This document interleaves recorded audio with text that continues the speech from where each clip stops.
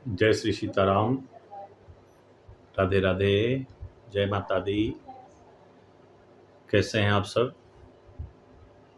आशा करता हूँ आप सब ठीक ही होंगे।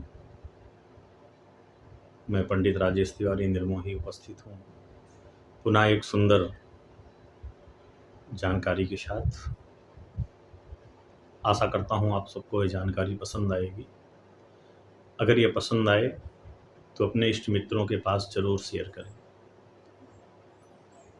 संत दरस जिमि पातक टरई।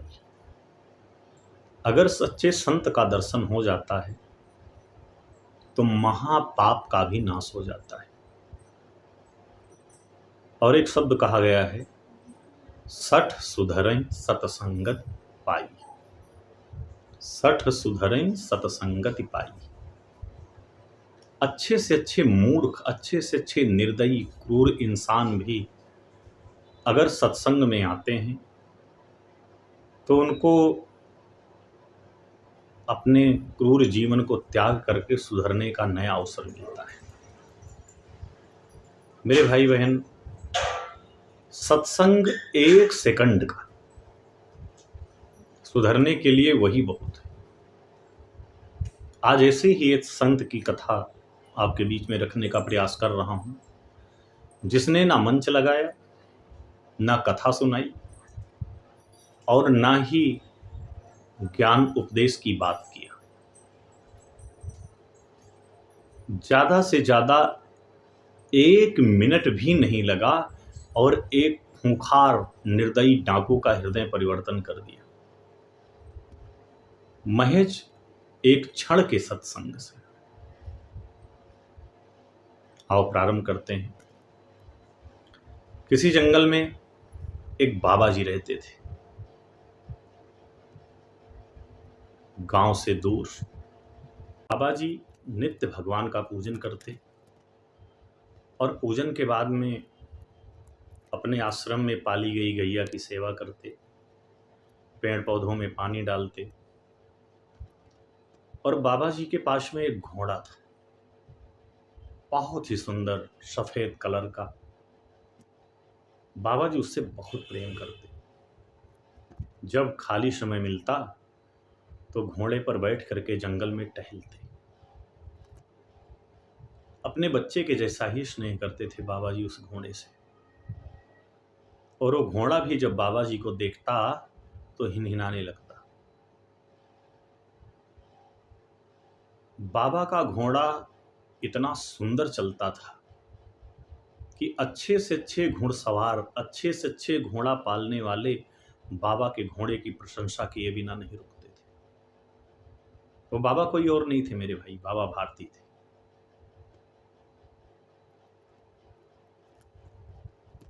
उसी जंगल में दूर एक डाकू रहता था, खड़क सिंह।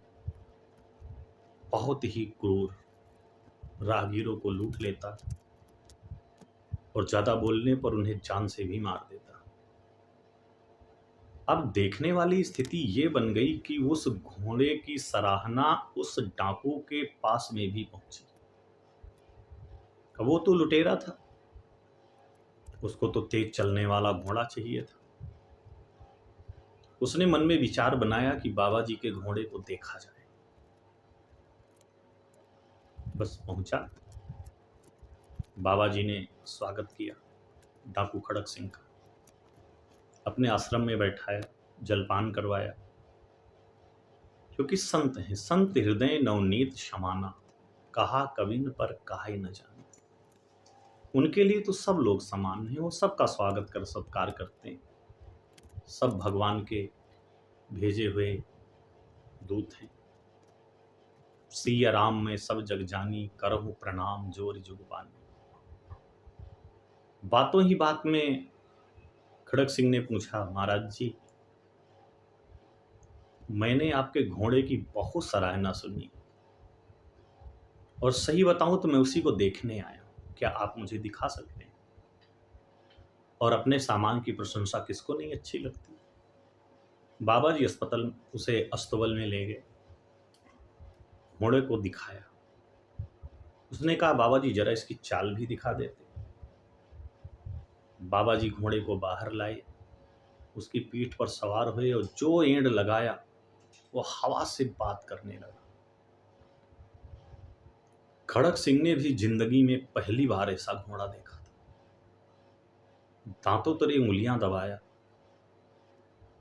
और बाबा जी के लौटने के बाद में उसने कहा, महाराज जी मुझे ये घोड़ा आप दे दीजिए, अगर आप कहिए तो मैं पैसों से आपको तौल दूं, जो कीमत आप मांगे उसको मैं 2 गुना देने को तैयार हूं।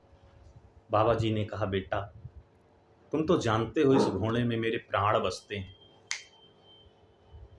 इस घोड़े में हमारे प्राण बसते हैं, हम इसे नहीं दे सकते। खड़क सिंह ने विनती किया, महाराज जी नहीं माने। जाते जाते खड़क सिंह ने एक बात कहा, महाराज जी आज तो मैं जा रहा हूं, लेकिन इस घोड़े को मैं आपके पास नहीं रहने दूंगा। आप संत हैं इसलिए मैं आपको कुछ कहूंगा तो नहीं, लेकिन इस घोड़े को अब मैं नहीं रहने दूंगा। बाबा जी को डर भी लगा, घोड़े को अपने पास में ही बांधने लगे और रात को नींदें उड़ गई। लठ लेकर के बाबा जी अपने आश्रम की रखवाली करते।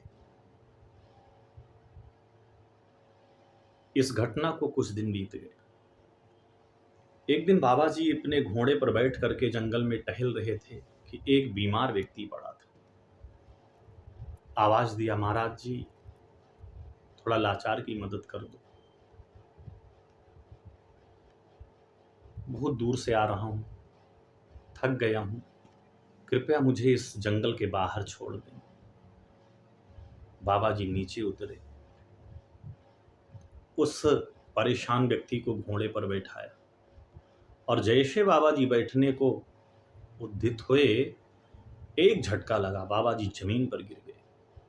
देखा तो अपाहिज घोड़े पर तन कर बैठा था। वो कोई और नहीं, डाकू खड़क सिंह था। उसने कहा, बाबा जी क्षमा करें, मैं आपका दास हूं, लेकिन अब घोड़ा मैं आपको नहीं दूंगा।